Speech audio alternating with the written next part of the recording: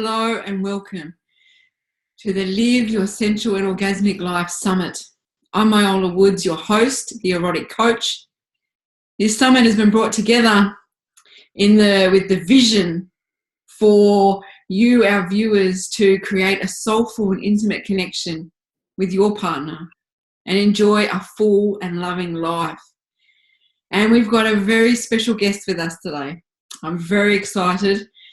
We're going to learn a lot, and I think we're going to have a deep conversation around some more topics that we don't speak about. So bring a warm welcome to Ange Vincent, who is a clinical hypnotherapist and began as an RN and has done oncology education. So I'm really interested, Ange, how did you get to, be an oncology educator?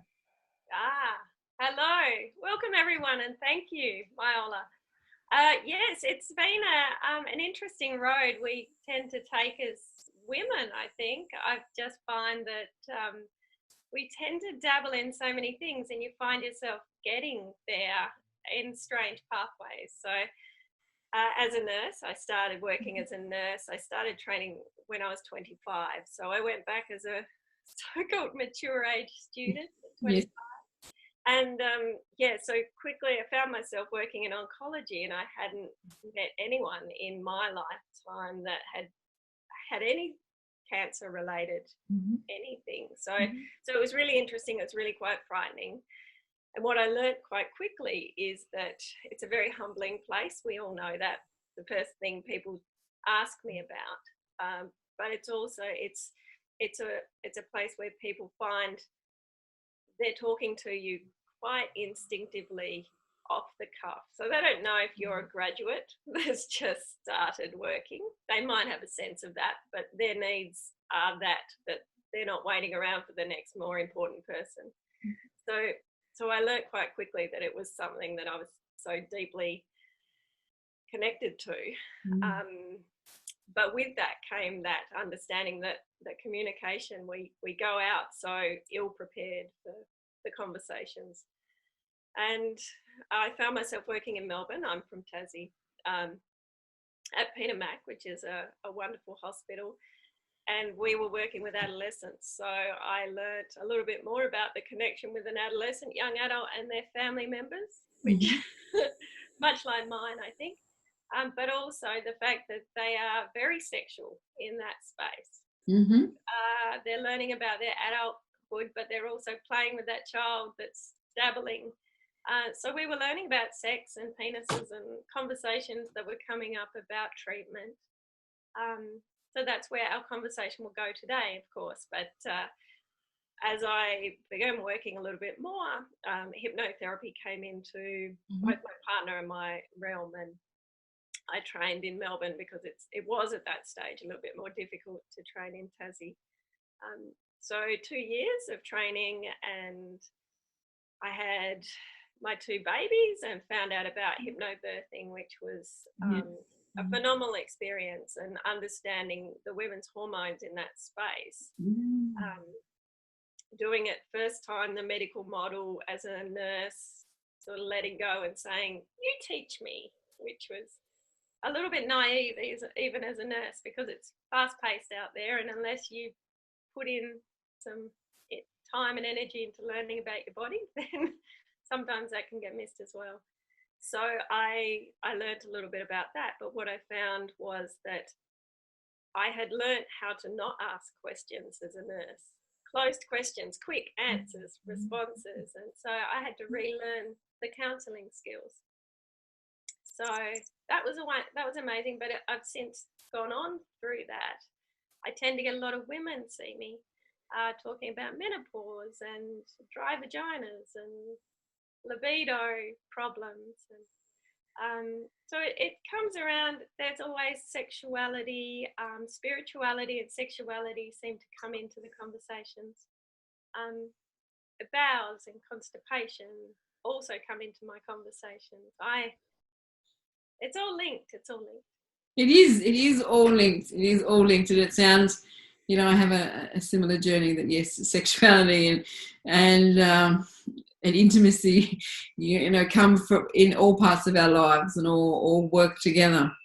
So which leads us beautifully into, so I feel we're going to have, lots of wealth, no pressure, of course, from your different back. You're very different, from youth to menopause to hypnotherapy to nurses. And I'm really interested on, you had to, as a nurse, you were used to quick answers and asking because you wanted you wanted to know those bang, bang, bang, bang, and then how to change that. That's unlearning and unwiring or rewiring your brain for new levels of curiosity and new levels of questioning. Great.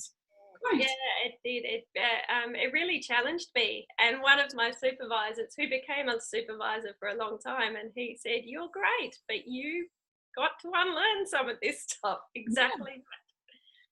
Yeah. So leading into our topic, sensuality after a life-limiting diagnosis. And I was so thrilled when you wanted to talk about, sensuality and, illnesses and diagnosis and operations, and because I don't think there is. I think, is there limited information? I don't know that there's any well, not very much, but certainly would be limited information. So I'm so thrilled that you're going to talk to us about this today. So thank you. Yeah, thank you. I agree. I was doing just some background research myself on how do we find that information on Dr. Google, and many cases when we're talking about cancer and oncology or any of those complex illnesses, which can lead down a path of really difficult life experiences for some people, many people.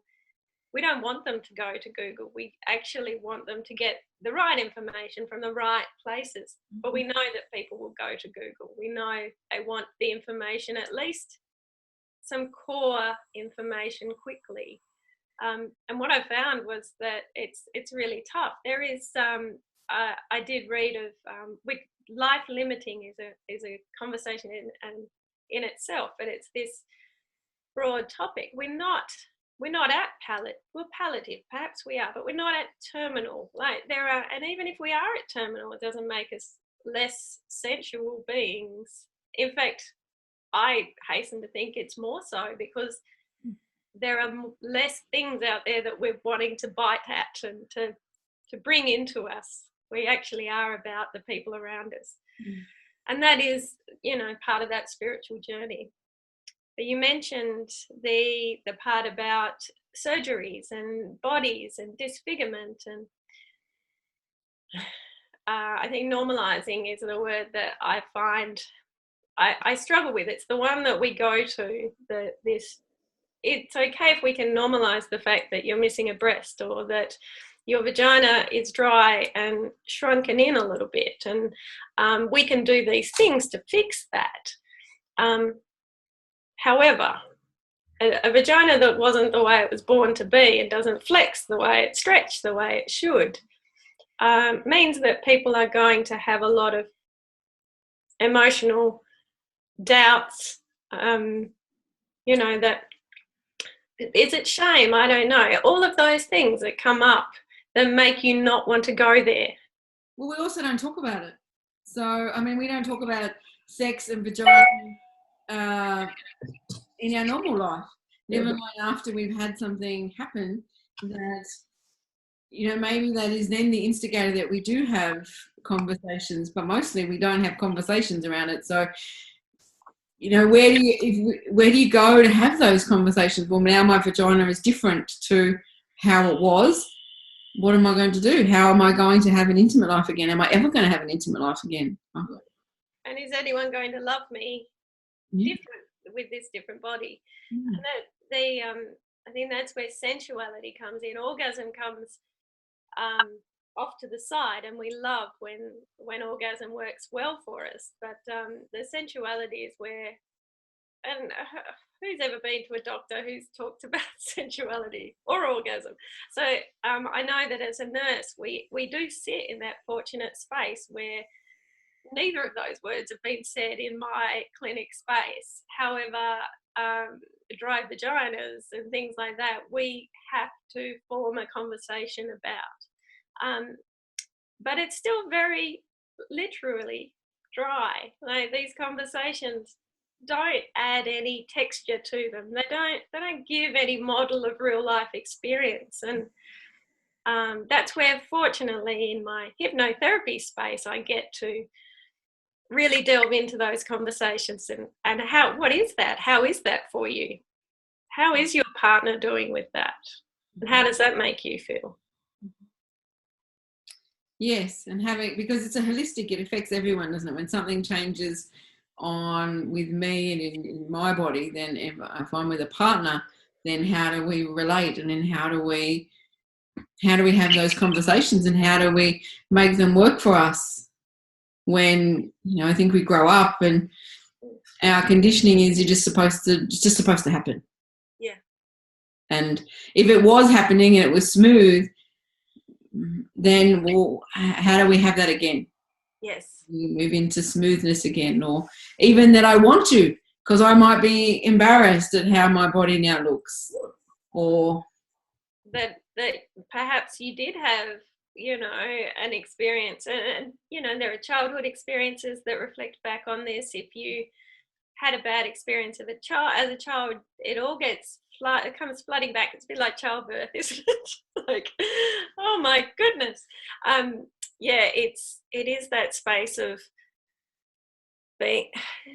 Did we ever really look in the mirror? I don't know if I did, but I had the chance to. And if I did, I wasn't, it wasn't that much of an issue. And having, like, the physical stuff, and we talked about that. So having a stoma, for example, so having bowel surgery, mm-hmm. and knowing that you may or may not have that bag permanently for the rest of your life is a conversation that happens very frequently in that cancer space. We're getting better at curing cancers, but there are many cancers that leave lifelong effects for these people. So is there anyone that discusses, because I've had clients that see me who've had amputees or have knees that don't work, and so I discuss with them different techniques and different ways of being able to move or not move, or and so is there someone that talks to them with that? That's an interesting one. I think because I worked with adolescents who have a particular rare cancer called sarcoma, and we would actually have young kids that would have femurs or large bones needing to be removed. Yeah. And I wonder if there is a space where I often come back to the nurses because that's what I know, but even those specialist nurses in those areas, so an orthopedic nurse, for example, would probably have those conversations. But it's finding everyone's so busy in that medical model right now that they don't get the luxury of getting all these pamphlets. So there are places, and it is your associations that give you a lot of that information, but it is, with neurological disorders and things like that. So things like dementia and those associations, those communities are really invaluable. And sometimes it is having a conversation on the phone, because these people have, it is almost that lifeline space where a lot of people go to, because they haven't had access to these external hypnotherapists, or, they hear about acupuncture, but, there are so many things out there that are specific to their sexual health that are several steps out, aren't they, of that sphere of need that the medical model cover. And I suppose in the medical model, they're particularly concerned with your health and well-being of your physical body, and so they need somewhere else for people to go to be able to speak about. Well, and even I suppose ask those questions, because I think we get so ingrained into thinking, well, this is what sex, or this is what sex, this is what sensuality, this is what intimacy is supposed to look like, and we often have a narrow view of that. So when you know, when you're talking about, you know, sensuality moving into orgasm or not into orgasm, you know, we tend to have a narrow view of how it looks. And so I suppose they don't know the questions that maybe I can ask. Is there a different way for me to do this? Is there another way? And that's a wonderful way to put it. So that was the way that I unlearnt that information. So as an information giver, I could give the resources that I was aware of. But I've learnt so much more too in that intuitive space that I sit in, and it is giving people those resources. Well, how about we ask it this way? So next time you go, why don't you ask, how is there a better way for us to have sex? Because I'm in a lot of pain and my partner doesn't understand and is feeling like I don't want to have sex with him. And it's just sort of upside downing the question, I guess, so that it's not confronting the practitioner, because God help us if we, you know, fluster a practitioner. So if it is, you know, just letting them know that actually I need to have a bit more of a conversation about this. And certainly what flashed into my mind when you were mentioning amputees and things, I wonder if there are certain, you know, like sexual positions when you're birthing, like it's having a fact sheet, isn't it? Like you know, two little people, just models like that, which would be perfect for people. But I don't know if it's handed out. I'm quite sure it isn't. Yeah, I mean, so I have a client who his knees don't work, and he said to me, so we can't do things. And I said, but what about this, and what about this, and have you tried this, and have you done this, and have you done it? And he looked at me like, no. No. I didn't realise that was possible. He had his mind fixed on, this is how it looks, this is what I need to be able to do as a man or as a person, this is what I need to be able to do, and I can't do that, so it just doesn't work. Yeah. Like, well, hang on a sec. Well, what does work? Let's work with. Let's open this conversation up. What does work, and what could you do in the space of, you know, how could you expand your skills, and how could you be loving and intimate and sensual with each other, and maybe there's sex like that, or maybe there's not. And I think we get very caught up. Our heads tell us that we have to have intercourse. Yes, yeah, and I think that when I was putting together a self-hypnosis recording yesterday for this event, I was thinking, what is touch? What is sensuality? And I don't know, for women, I talked about the tits and vagina and the penis, and you know, there are so many other parts of our body. So how is it, like, you know, is it the end result of orgasm? In many cases, not at all. If you are in an end stage terminal phase where you have such dire fatigue, and perhaps you're toxic from your bowels not working or renal system not working as it should, your liver, for example, there's still this skin, this sensory organs, but all of those things, you know, that foot touch is just divine. And certainly at Peter Mac we had volunteers come around and they would just do foot massage, because that was something we didn't always think to tell people, that actually that just keeps people connected. Yeah. It's about connectivity, isn't it? Yeah, it is. I mean, when I was first teaching massage a long, long time ago now, and there was all of the contraindications about not touching this, and if there's a bag, and if there's have surgery, and I would always tell my students, well, you know, giving someone a hand massage or a foot massage is, you don't have to, you don't have to go in where everything's, you know, all the activity is. You know, you can, you want to relax them, and you want to encourage that connection, and just maybe take their mind off it for a little while. Right? Move the you know, the focus point from what's happening to somewhere else. And yeah, I think we sometimes forget about the simple things. And I think in that space in particular, I'm really passionate about how we manage constipation and diarrhea and those nausea related things, because they have such a significant impact on people's lives. And you know, the IBS, irritable bowel, or any of those gut related things, anxiety and depression, what came first? Is it the chicken or the egg? However, in many cases, when it's a particular chronic illness, we know that it's the treatment that has got them to this point. Yeah.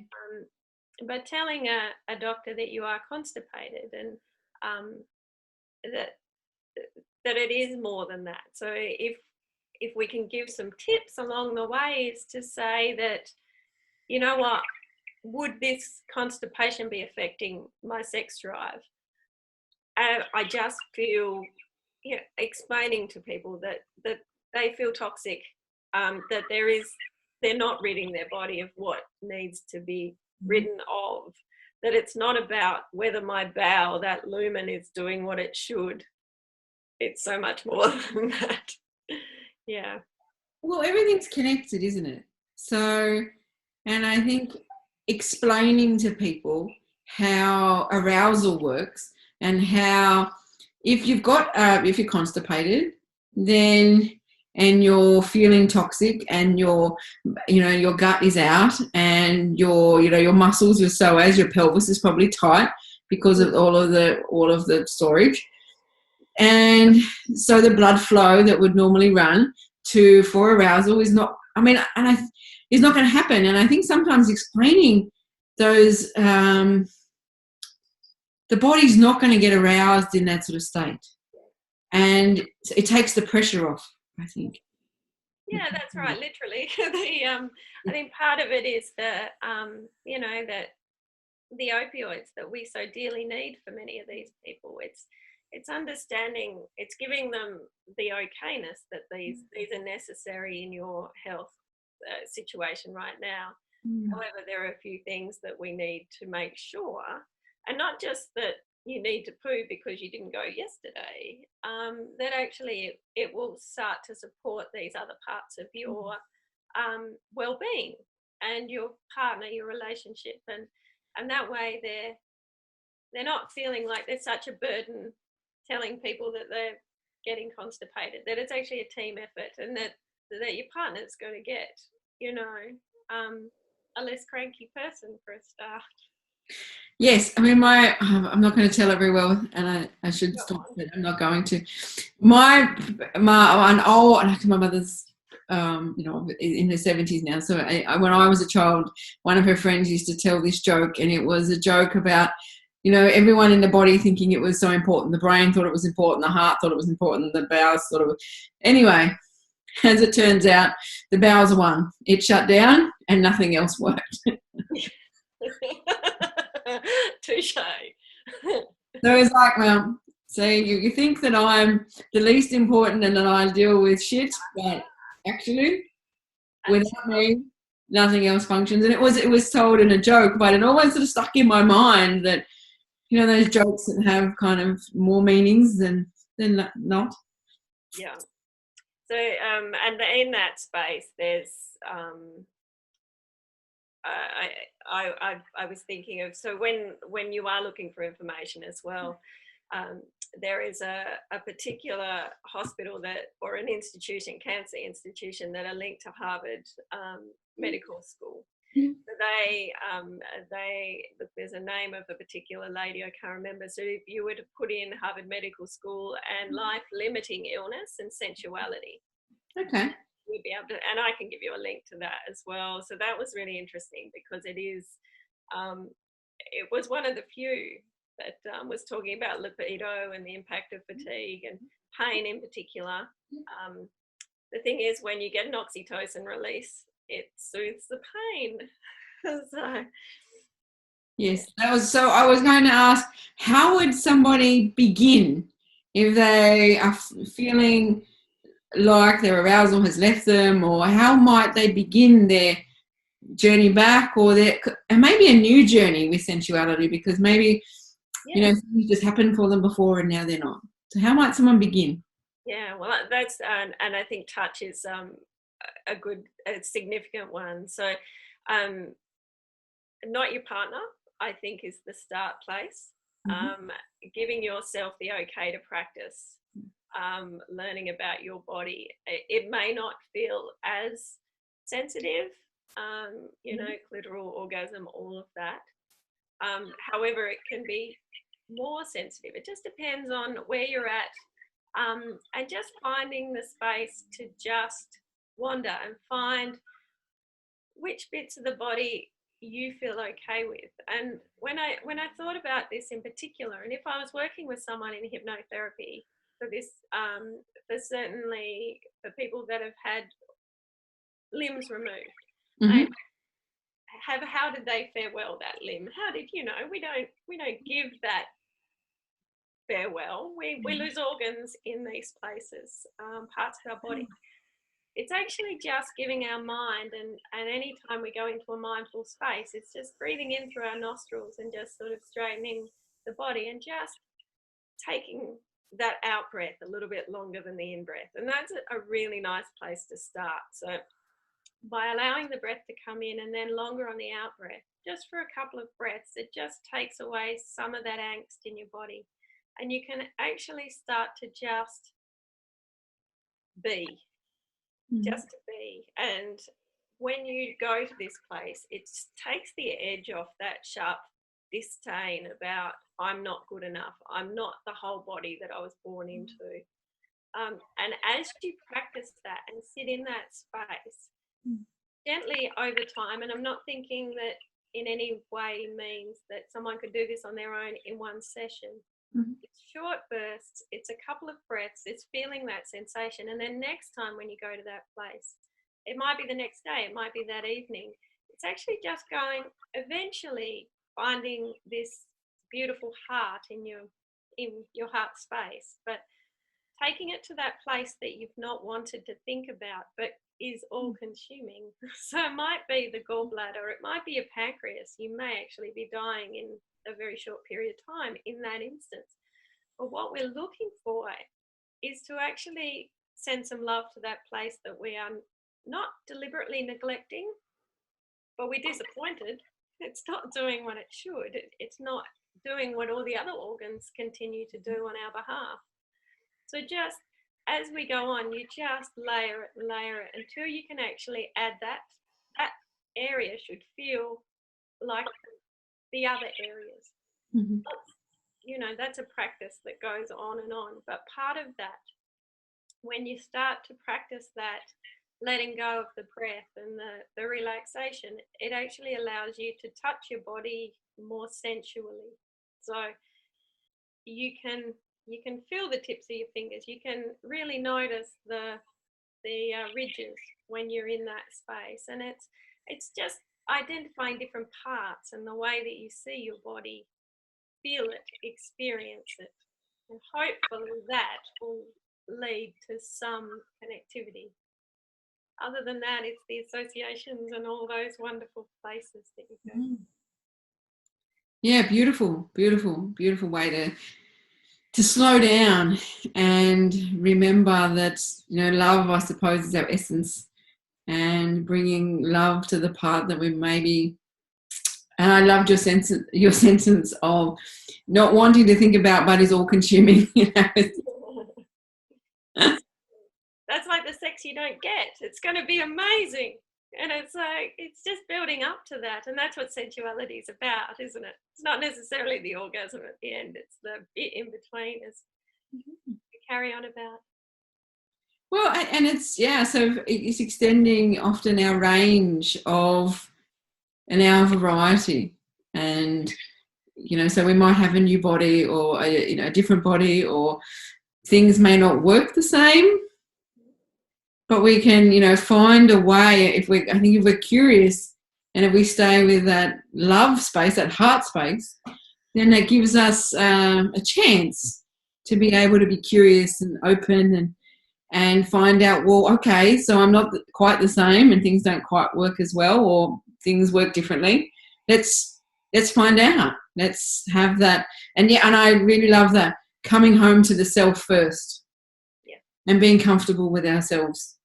And then maybe if things don't, I imagine, then like if things don't work quite the same, if I know it about my own body, like if I know that, maybe I need to be at this angle or different, or how does it feel, then I can then express that to my partner, my lover, my person, and say, I've discovered this, so maybe we could try this way or that way. And look, there is, without a doubt, working in that space, the journey these people go on, and it's such a wanky term. we wish there was another word for it, but journey it is, for these people and their partners. Through it all, they become closer.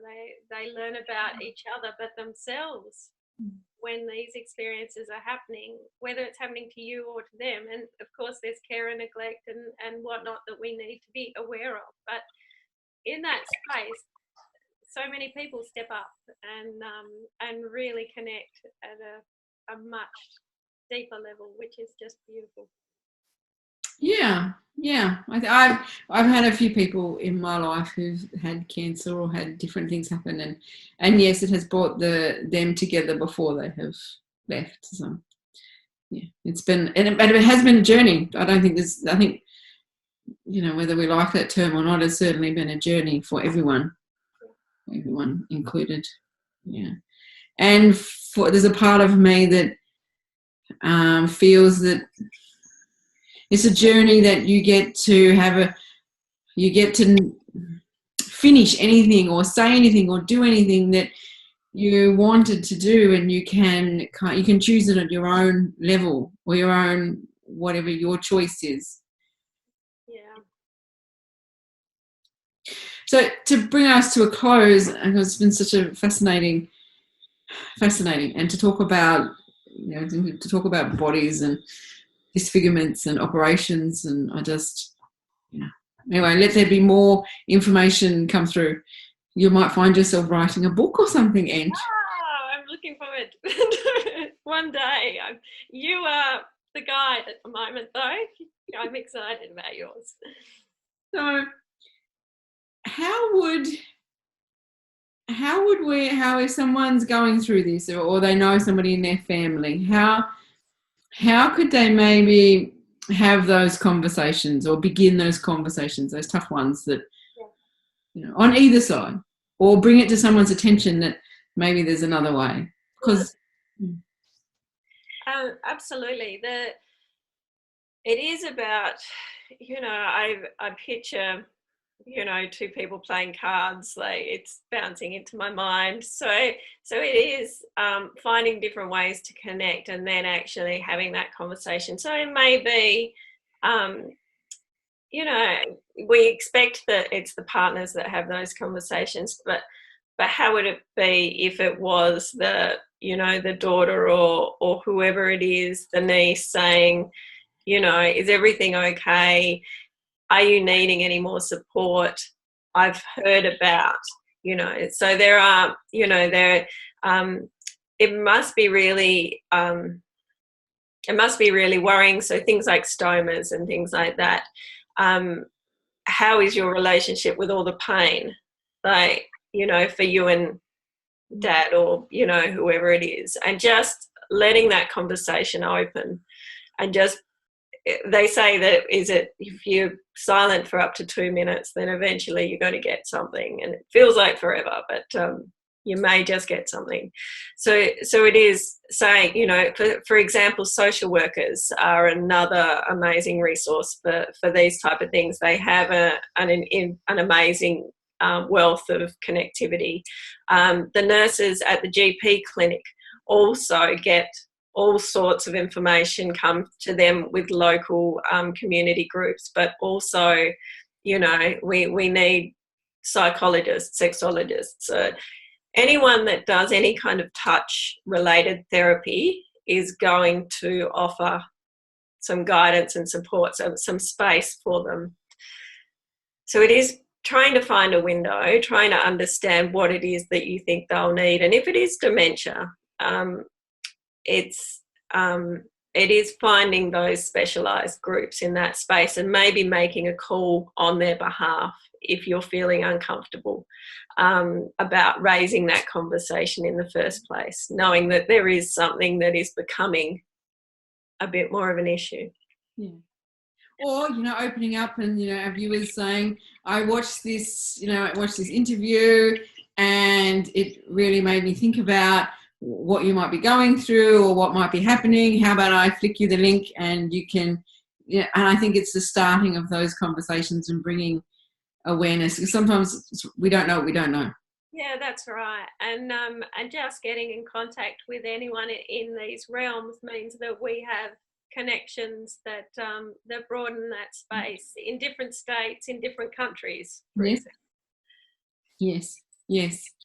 I think when we bring us all together, it makes, the world's small with, social media, but I think that it brings us together on a much wider scale, that we can see that, it doesn't matter where we are. And with, the internet, we can connect with anyone, anywhere. So we can with these resources, and this in particular, the webinars, it's just such a great resource for people, and we're going to be grateful for it too, very much so. Yes, I'm grateful. I'm learning, so much, and I'm, essentially, the biggest part for me is I know that in our essence we all want the same sort of things, but I'm having conversations around the globe, and that essence that's reflected to me as well. Everyone, we all, in our minds, we think we're alone and we think we're isolated and we think that nobody else understands what we're going through. And then we have these conversations, we watch these interviews and we go, oh, wow, there are people, not only people that understand what I'm going through, but there are people that can help, and there are people that can offer assistance or offer advice or offer places to go. And it's been beautiful to see. It'll be good. We can get some more associations and information coming our way that we can feed back to others. So that'd be great. Yeah. Well, thank you very much, Ange, for joining us today. I've totally loved it, and my heart was pulled in a number of different ways as you were speaking. So it was very touching. So thank you for that, and I look forward to your information coming out, and I'm happy to support you in any way I can. Let me know. Yeah, wonderful. So yeah, I've got a free MP3 that'll be on YouTube for people to get in touch with their sensuality again. It's a reintroduction. It's a quickie, but it'll be lovely to listen to. Sure. We like variety, Ange. Quickie, longy. We like variety. This is good variety. Yeah, good. Good. Yeah, the beginning. Thank you very much for your gift. And we will see you very soon. So thank you. And thank you to our viewers watching. We've had a beautiful heart-opening, heart-tugging conversation with Ange, Vincent, and on how we can work with our bodies as they change, as our family members have life-limiting diagnoses. Just beautiful words. So thank you for being part of our Live Your Sensual and Orgasmic Life Summit. Stay tuned for more exciting, valuable, sensational interviews to come. I'm Myola Woods. Thank you.